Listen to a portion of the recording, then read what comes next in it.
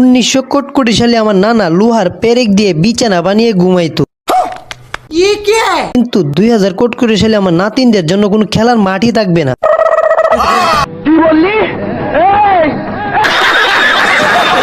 তারা খেলবে ঠিকই, কিন্তু সেটা চলমান গাড়ির উপর। বাবা হু হু অঙ্গি খুলে দেখবো। সে তো বলে বাড়ি দেওয়ার সাথে সাথে গাড়ি চলতে শুরু করে।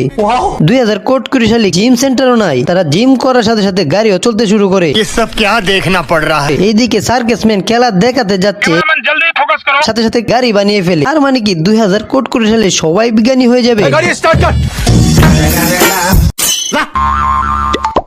যে যাই করবে গাড়ি চলতে শুরু করবে।